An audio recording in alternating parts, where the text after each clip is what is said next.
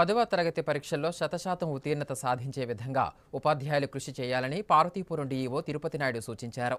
పార్వతీపురం మన్యం జిల్లా గుమ్మలక్ష్మీపురం మండల కేంద్రంలో ఐసీడీఎస్ ఆధ్వర్యంలో జరుగుతున్న జ్ఞానజ్యోతి శిక్షణ కార్యక్రమాన్ని ఆయన పరిశీలించారు. అంగన్వాడీ సిబ్బందికి ఉపాధ్యాయులకు పలు సూచనలు చేశారు.